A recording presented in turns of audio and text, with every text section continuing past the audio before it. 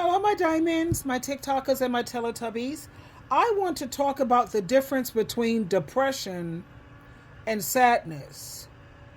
Sad is when you're upset because something went wrong.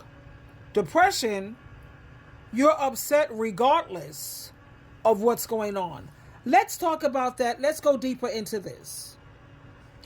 Now, you have a lot of people who are struggling with depression and they don't really like to talk about it because they feel that that makes them weak or like there's something wrong with them. I'm fortunate that I don't suffer from depression. The only time I really felt depressed is if I abuse alcohol, then I might feel depressed for maybe 2 days, possibly 3, because as you get older, your body changes when it comes to alcohol.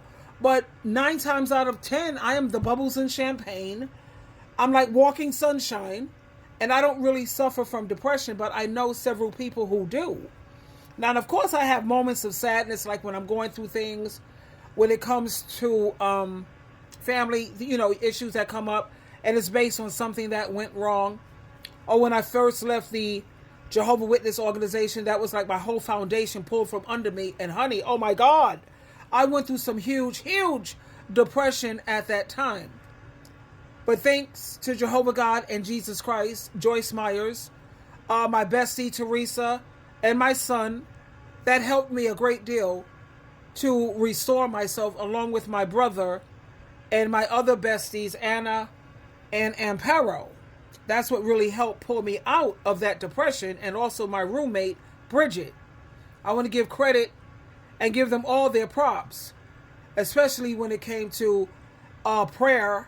Joyce Myers, Teresa, oh my God, that girl was like with me all the way through.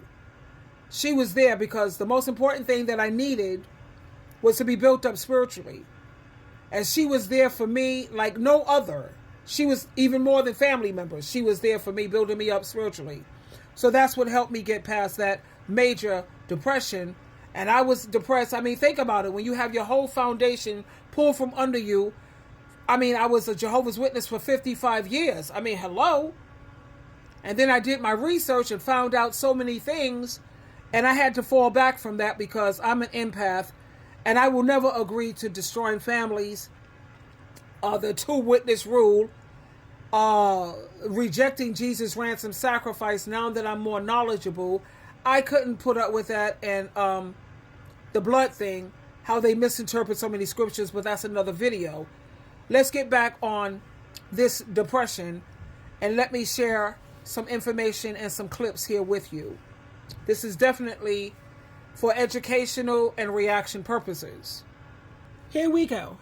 Imagine. It is such a lonely place, too.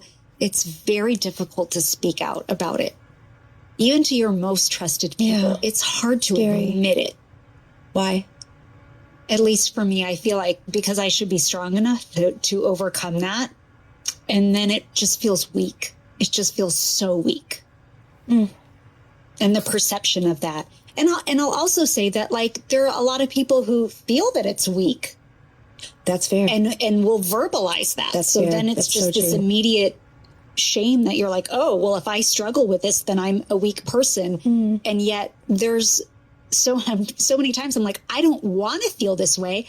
I can try with all of my might to get out of this, and I can't pull myself out of the pit. I can't pull myself out by myself. That's right. But it's hard to extend the arm and go, help me. Yeah. Let's take a listen to this clip, how being sad and being depressed are not the same.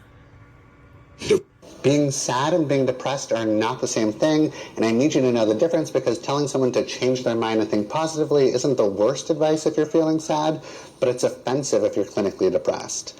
If you're sad, it's most likely situational. Maybe your favorite team lost an important game, or the vacation you were looking forward to got canceled, or you didn't get into your first choice college. Those are all really sad things, and if your baseline emotional experience is usually contentment, then there's a chance that you can think your way out of it. If someone is legit depressed, you shouldn't tell them to turn that frown upside down. When you're struggling with depression, you literally cannot change your thoughts and think or visualize your way out of it. If you're depressed, you're struggling with a serious mental health issue, and you should be getting professional help. It's not weird that your first instinct is to tell someone to be happy when they're depressed because you want to do something for them, and if you can't, then you feel uncomfortable. But you know what's even more uncomfortable and actually enraging? Being told to cheer up when you're depressed. Here's clinical depression. Is different. It's a medical disorder, and it won't go away just because. Clinical depression is different. It's a medical disorder, and it won't go away just because you want it to. It lingers for at least 2 consecutive weeks and significantly interferes with one's ability to work, play, or love. Depression can have a lot of different symptoms: a low mood, loss of interest in things you normally enjoy, changes in appetite, feeling worthless or excessively guilty, sleeping either too much or too little, poor concentration. I can certainly relate to the last video I showed you where you are almost, you can't do much of anything. I remember I didn't do my laundry for 6 months. And I just ended up just throwing the clothes away because when I got out of the depression, I was depressed for 6 months. Yeah. Once I lost that foundation and I was no longer indoctrinated with the Jehovah's Witness teaching, it just took a toll on me so badly. I could just get up and go to work. I was drinking more than usual. And then drinking doesn't help when you overdo it, because then that just makes you even worse. I was a walking train wreck. And that's just so out of my character, because I wake up like bubbles in champagne. I usually have people say, how is it that you manage to be so jolly and happy all the time? And I was just, at that point, I could just go to work and come home. I was taking Ubers because I couldn't deal with being on the bus with people. And thanks to Jehovah God and Jesus Christ, they blessed me financially. I was doing so well, money, saving $500 every month, saving money. Yeah, had lots of money coming in. Yeah, I was blessed financially, absolutely.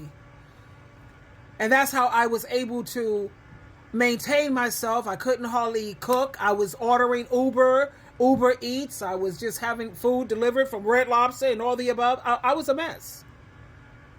So sadness, we know that that's a normal human emotion. Okay? Maybe like after a breakup, or like I went through, I didn't go through sadness, honey. That was a deep depression that I have. But sometimes I do, even to this day, I experience like moments of sadness. Like you feel sad maybe after a breakup or losing a game or even just having a bad day. And it's temporary. And usually is linked to a specific event. You might cry, you feel down for a little while, but eventually you bounce back. That's sadness. Like I cry a lot, sometimes, almost every day, because when I think about the state my family is, and I miss my daughter, my grandchildren, and, my family is not close the way it should be because of this Jehovah's Witness nonsense. And we can't seem to get past that because, like I said, I'm an empath. I can't support that way of life. I've been there, did that. I can't do it. Now let's think about depression. Now that's different. It's more than just feeling sad. It's a mental health condition that can last for weeks, even months, or even longer. When someone is depressed, they might feel hopeless. I did feel hopeless, honey. I could tell you the stories. Abusing medication. You're not supposed to use medication with alcohol. I didn't care whether I lived or died. I really didn't. Because losing my family, that was trauma. That was traumatic.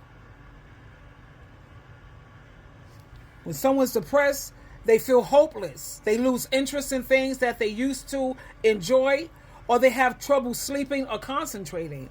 It's like you're carrying this heavy backpack all the time. Nothing feels light and nothing feels easy. Sadness can be triggered by something specific, while depression, it often doesn't have an obvious cause. You might wake up one day and just feel heavy inside without knowing why. That's depression. Sadness, it usually passes with time or support from friends and family. Depression, on the other hand, that requires professional help. And I did speak with some therapists also. I did, and I needed a psychotherapist to get me through. I didn't want to talk to no coaches or social workers or anyone who didn't have a PhD behind their name. No, you can't help me. So I did have to do therapy. I had several therapy sessions. I did therapy with men and women. And you can't just do 2 or 3 or 4 sessions. No, you have to be consistent when it comes to therapy, because that also helped me. And if you're feeling stuck in that heavy backpack for too long, feeling down, it's so important for you to talk to someone. Get yourself a teacher, a parent, a trusted friend. I say therapy, and find a support group. You have to remember that it's okay to feel sad, because that's a part of being human. But if those feelings turn into something deeper and darker that doesn't go away, please don't hesitate to reach out for help, because your mental health is very, very important. And you're listening to a lady who knows. I've been through it. And I was fortunate enough to have my supervisor, manager, co-workers, very loving. I have a great team that I work with, and they were so understanding, knowing, that I had just left Jehovah's Witnesses, and I was really down. And normally at my job, I'm always professional. I keep it professional at all times. You don't bring your personal affairs into the office. You leave that at home. And that's what I did. At the same time, they was just, I just love the people who I work with. They're awesome. I was truly blessed with this place of employment, because my team, the people that I work with, I can't even create words in terms of how understanding and loving and kind and merciful they all were. Very supportive. So depression is something that's not even close to sadness, because unlike sadness, depression, it can affect your sleep, your appetite, and even how you think about yourself.